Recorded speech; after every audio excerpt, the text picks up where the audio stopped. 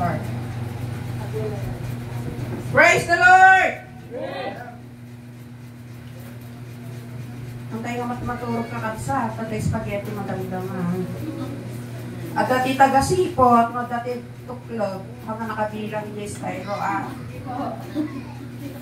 sipot-sipot kahit ba. Agay makasipot bagi na, di ba, spaghetti na. Amen? So, ang tayo maturog. So, hindi pwede mang-bendisyon hindi pagkadala dito ng malam. Nabasa tatayin kakabsat sa aklat ng Mateo, chapter 11, verse 28. Di ko na natin English kakabsat. Come to me, all you who are weary and burdened, and I will give you rest. Come to me, all you who are weary and burdened, and I will give you rest. Ang tema po natin ngayong hapon is God's promises. God's promises. Sino po mahilig mag-promise dyan? Sino po mahilig mangako dyan? Si Bishop. Nangangako po ba si Bishop?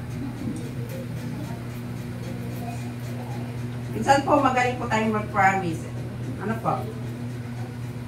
Yung mga naliligaw dyan, ano po mga pangako nyo sa mga nililigawan ninyo? Meron pong nag-promise kahit sa Jollibee.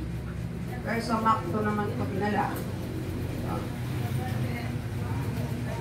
Baka mahiling mag-promise, sweet talk, paasa. May paasa. May kasabihan po tayo na promises are made to be broken. Promises are made to be broken. Kaya wag po tayong mga ngako na kasi sabi nila nabro-broke din daw ang mga promise natin. Pero sa pag-uusapan natin ngayong hapon mga kapatid, meron din pong pangako dito. There is also a promises that made, but these promises is not made to be broken. Because he who made the promises is a faithful, is not a liar. He is a promise keeper. Amen?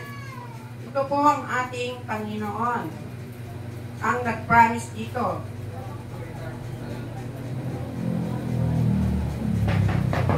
So, paano po natin i-apply ang mga pangako ng Panginoon sa ating buhay?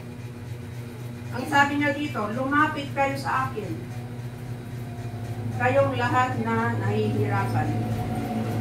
Marami nga pong nahihirapan sa atin. Marami tayong mga problema, worries, and life. Isa na dyan yung mga sakit na pinoproblema natin. Nag-worry tayo. Nagpapabigat sa ating buhay. Ayun po ang sabi, lumapit kayo sa akin kayong lahat na nahihirapan. So I give you the number 1. How to apply ang mga pangako ng Panginoon sa ating buhay. Number 1, accept Christ in life. Sabi niya doon, lumapit kayo sa akin. So earnestly, punta ka sa bahay sa birthday ko. I'm inviting you. So nag-i-invite po ang Panginoon. So kailangan po natin yon i-accept. It's up to you if you want to accept or not. Come to me means is the personal invitation the Lord gives us. Binibigyan po tayo ng personal na pag-iimbita ng Panginoon na lumapit sa Kanya. Personal po yun, ha? Hindi lang na, Pastor Ernestine, sabihin mo nga kay Pastor Jude na punta sa bahay. No. I personally invite Bishop Jude to come. So Jesus Christ personally inviting you na lumapit ka sa Kanya sa araw na ito. Kapag ikaw ay nahihirapan, nabibigatan, may nararamdaman ka sa iyong katawan, Jesus Christ is inviting you na lumapit ka sa Kanya. Kapatid. Personal Kanyang iniimbitahan na lumapit sa Kanya. To come to Jesus means must let go of everything. Kung ano man yung nararamdaman mo, ano man yung problema mo, ano man yung sakit mo, you must let go. Ilapit mo lahat sa Panginoon. Dahil personal ka nga niyang iniimbita. Naibigay mo sa Kanya lahat yung paghihirap mo. So you have to let go. Huwag mo nang kimkimin yung mga nararamdaman mo na worries mo. Give it to the Lord. Amen? Dahil gusto niya na sumandal tayo sa Panginoon. He wants us to lean. Gusto niya sumandal ka sa Kanya. Yun ang gusto ng Panginoon, na magtiwala ka sa Kanya, na sumandal ka sa Kanya parang nasa pader ba? Pasandal ka lang sa pader. Tiwalang-tiwala ka sa iyong Panginoon.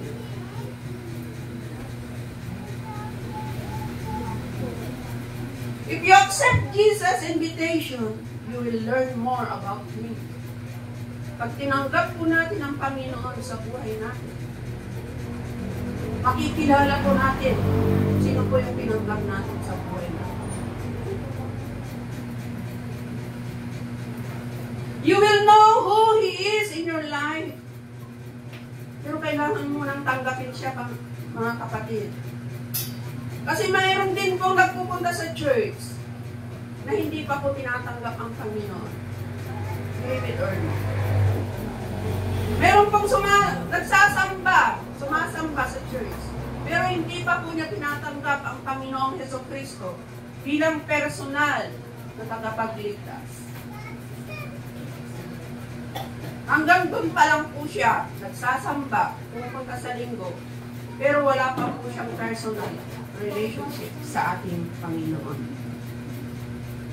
So pag inaccept mo na ang imbitasyon ng Panginoon, makikilala mo ang Diyos. Makikilala mo kung sino ang Diyos na ito sa iyong buhay. Because how would you experience His promises if you have not yet accepted Him as your Lord and Savior? Paano mo nga mararanasan yung mga kunikwento, mga testimony ng mga ibang Kristiyano na napakabuti ng Panginoon? That Jesus is the healer, the provider. Kung hindi mo naman ina-accept ang Panginoon sa buhay, hindi mo po ma-experience unless you accept Jesus Christ. So that's the number one, accept Jesus. The personal invitation of Jesus Christ sa atin. Katulad mo, sabihin mo lahat sa Kanya, yung worries mo.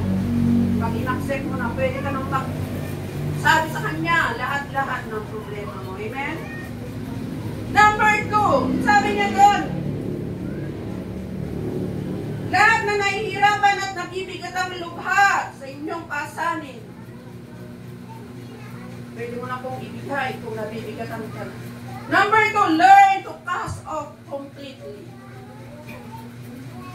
Kailangan mong ibigay lahat, kailangan matuto ka. Ibigay lahat sa Panginoon. Pero number 1 yun, accept muna bago mo ibigay sa Kanya. Matuto kang ibigay lahat. To cast means throw our worries like a fisherman. Ibato mo na lahat kay Jesus. Lahat ng problema mo, sakit mo na nararamdaman. Lahat ng kabigatan, problema, bigay mo na lahat sa Panginoon. Katulad niya po ng mga mangingisda, ang sabi niya dito, who throws his heavy net into the farthest distance with all our strength and energy. Ipinakaadayon nga madang di pangipurwakam. Adinet mo kung ano ang ipagkagliwlim. Usaram aminan nga piksam. Tapos may purwak mo, adinet. Kas di kumada, raminan tayo nga panangikat kinya po Diyos. Itagiging problema tayo. Itad tayo amin nga piksa tayo. Nga itad amin kinya po. Amin na problema tayo kapagsan. Amin nga magpadadaksan tayo. Ang ibig sabihin ng pag binato mo na ganon, it means never to bring it back, your worries and burden, after giving it to the Lord. Amo, baybay mo na nakakapagsan. Yung kararag mo, nga ako aga sa mansakit ko. Pero ito nagawin ko, hala, matayag sana ako. No. Once na binato mo na sa Panginoon, huwag mo nang bawiin. Ang sabi niya dito, never to bring it back. Hanggang nagdandanagan, it's normal for us, nagdandanag tayo. Pero papiksam, di pananampalataya, miti ako. Ako nalaing akon. Ako day saan ko nabigatan. Amen? Dahil nga yung mga net na tinapon natin, usually dirt, messy, heavy, and tangled up. Diba? Pulko-pulko, di pang panunod tayo. Ang tayo mapagsusurot, di pang panunudan tayo. Ang tayo masurusurutan, yung aramidan tayo. Problema ko yung tubigat, problema ng sakit mo, problema ng lakay mo, ni bakas mo, ni kastoy, kasi karubang at ismusa. Oh. Hamo nga lang, bagbabay mo na, never to bring it back. Kasi usually dirty na, messy na. Agpupulpul ada yan, may bato mo. So, hamo nga lang ng kakapsa. Rinbaga nga po, amok pinalaing na kon. When? Claim it. Amoy pagbagan ng lako, matmatayak sad.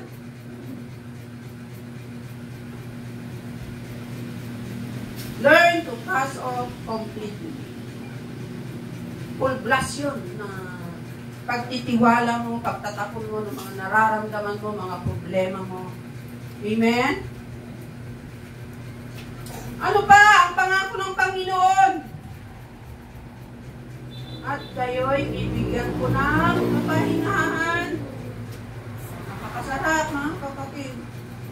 Ikaw na nga ang magtatapon kay sa Panginoon, ikaw kang bibigyan ng kapahingahan. O, partida ka pa, ano?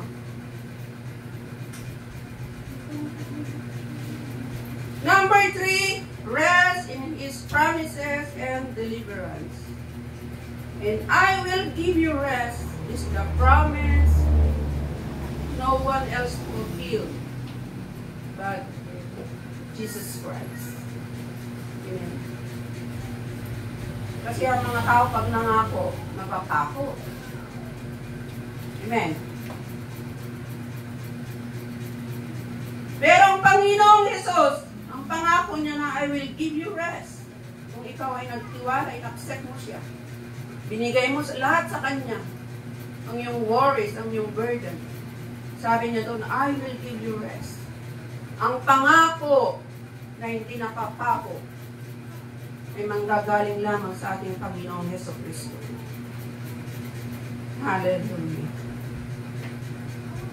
Our rest lies in looking to the Lord, not to ourselves. Kailangan po nakapokus tayo sa Panginoon. Huwag po tayong magtiwala sa ating sariling kakayahan, kundi sa kakayahan ng ating Panginoon, na kaya Kanyang gamutin, na kaya niyang i-provide yung kailangan mo, na kaya niyang ipasaka sa iyong exam. Amen? Huwag kang magtiwala sa iyong sarili, but to the Lord. To find rest in Jesus means to quieten our racing thought. Magiging kakanat ng pampanunod tayo na pagsa. When God give you rest, hindi mo na mararamdaman yung hindi mo alam ang ginagawa mo. Mapagsusurok mo niti amin nga aramidang kapabsat. Once na binigyan ka ng rest ng Panginoon, napal-napal. Quieten our racing thought. At pinapalitan ng Panginoon ang pag-isip ng Panginoon ang ating mga isip. Simple mga kapatid. Just accept Jesus Christ as your personal Savior. And learn to give Him all your worries and burdens. At doon mo mararanasan ang kanyang pangako na He will give you rest sa iyong utak, sa iyong puso, sa iyong kaluluwa.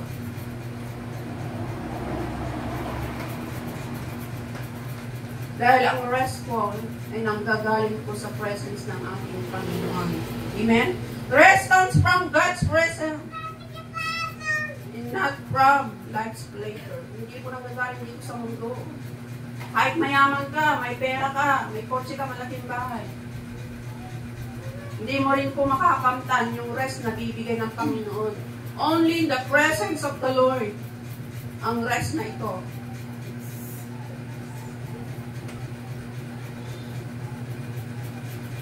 Di po ba napapagod tayo? Pag napagod ka, nagpapahinga ka. Pero pag napagod ang iyong kaluluwa, ako na-experience ko po yun na hindi ako pagod physically, pero drain na drain ako. Yun po napapagod yung kaluluwa natin.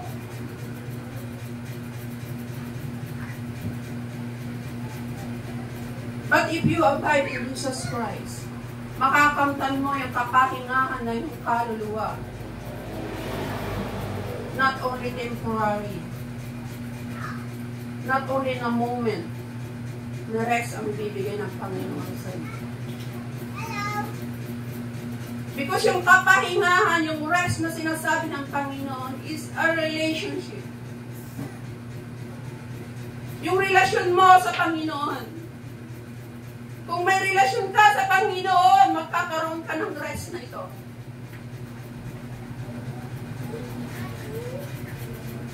That's only the way para makamtan po natin yung rest na sinasabi ng Panginoon na ito. Tanggapin mo ang Panginoong Jesucristo sa buhay mo. Hindi ka lang pumupunta rito sumasamba, pero wala kang relasyon sa ating Panginoon. Pag mayroon ka ng Panginoon sa buhay mo, mayroon ka ng takbuhan. Mayroon ka ng sumbungan.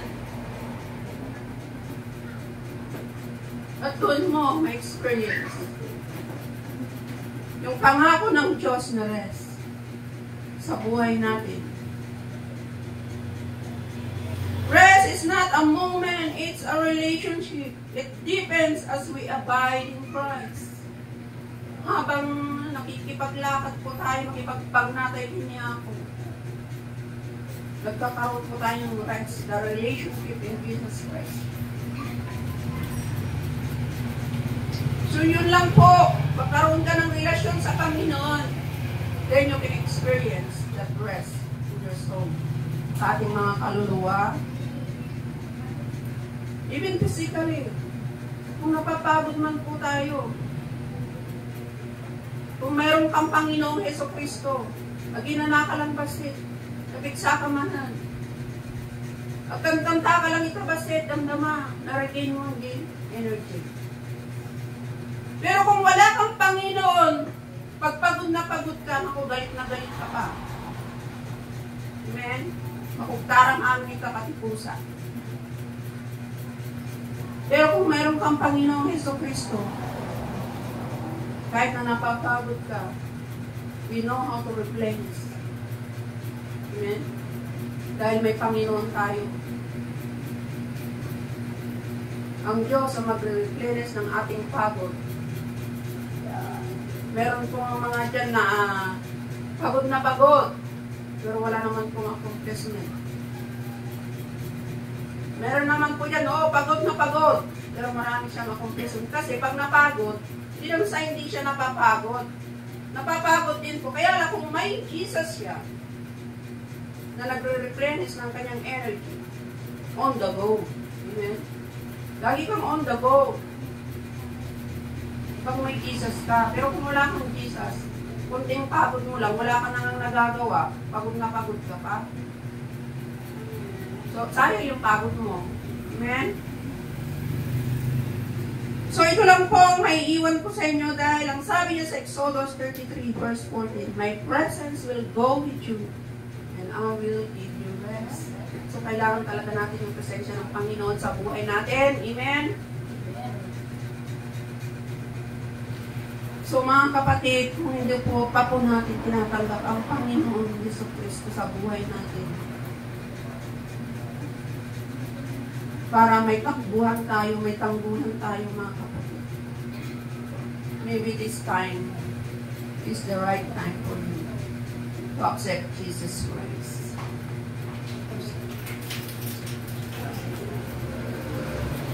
Tanggapin lang natin ang Panginoon, ang kanyang personal na invitasyon sa atin.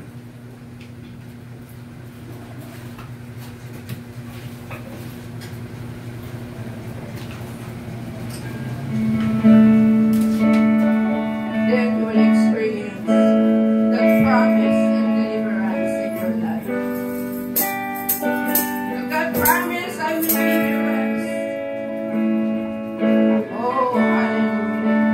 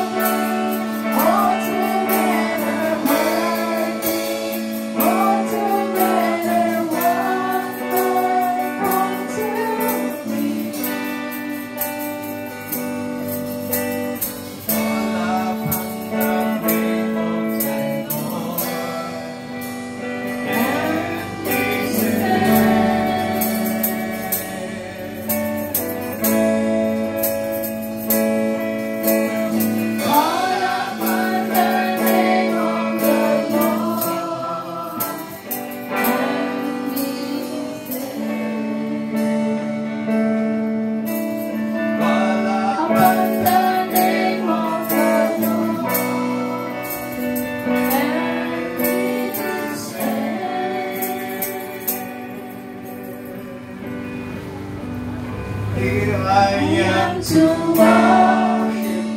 Here I am to bow down. Here I am to say that you're my God.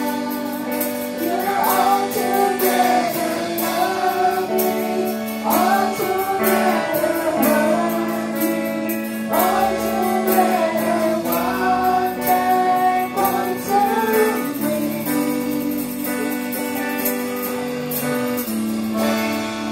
Kapatid, sa hapon ito, marahil ikaw ang isa sa mga inanyayahan ng Panginoon na lumapit sa Kanya. Marahil isa ka sa mga inanyayahan ng Panginoon na lumapit sa Kanya at bibigyan Kanya ng kapahingahan. Yung kapahingahan na tinutukoy diyan ng ating Panginoon, that is peace of mind. Ang kapayapaan ito kapayapaan hindi kayang ibigay ng mundo. Na kapag mayroon kang kapayapaan ng Diyos, hindi nangangahulugan na hindi ka nagadanas ng problema at pagsubok.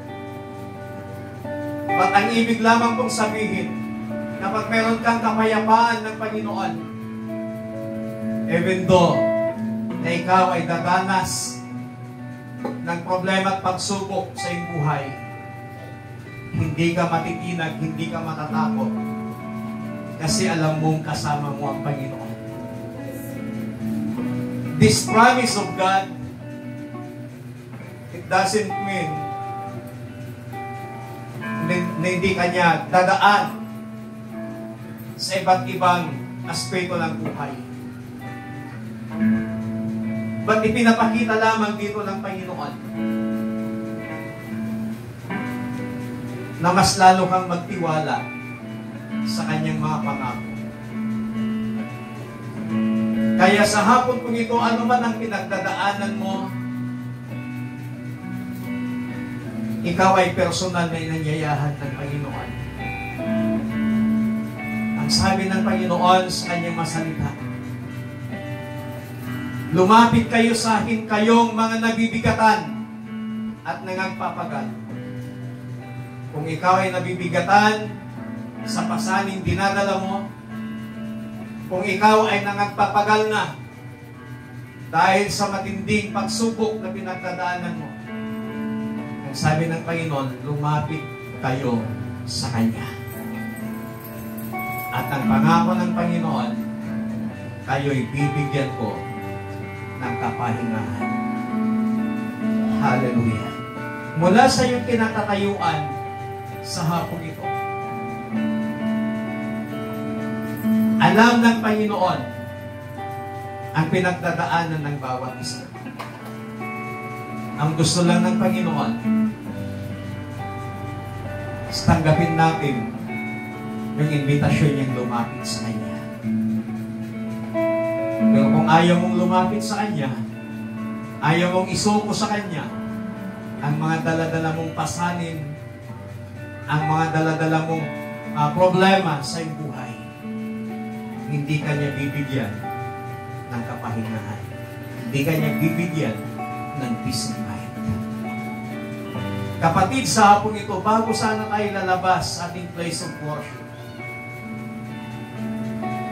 in a moments of silence, kahit pagulong lang, ibulong mo sa Panginoon yung gusto mong isuko sa Kanya sa hapon ito. Hallelujah.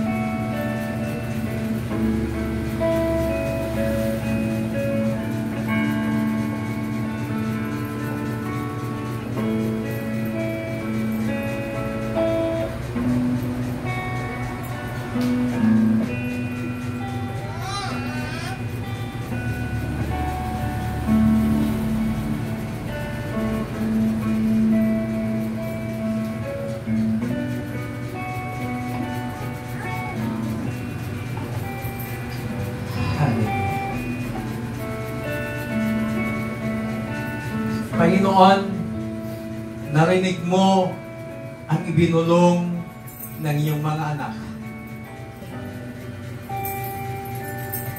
Ano man ang kanilang ibinulong sa inyo, Panginoon,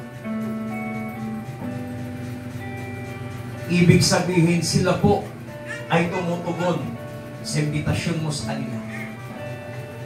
Kaya ang aking panalangin sa hapon kong ito, dakilang Diyos, give them peace. Let the peace of God roll in our heart. Let the peace of God surpasses all our understanding. And let the peace of God patuloy na maranasan ng bawat isa.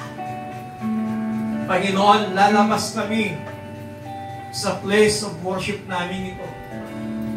Taglay-taglay namin ang kapayapaan ng aming Panginoong Diyos. Nang sinabi mo sa inyong masalita, this peace of God will guard our mind, will guard our heart. Panginoon, hayaan po ninyo na patuloy naming maranasan ang kapayapaan ito. Salamat sa iyong lingkod na siya mong ginamit na nagpahayag ng masalita. Salamat, Panginoon, sa tagumpay na ipinagkaloob mo at ipagkakaloob mo sa bawat isa sa amin. Panginoon, with your Holy Spirit, continue na maghari sa aming mabuhay. Holy Spirit, continue to take control of our lives. To take complete of us. Maraming salamat. Thank you, Lord, for the invitation. And thank you, Lord, for the promise. Salamat po. In Jesus Christ, mighty name we pray. Amen. Palakpakan natin.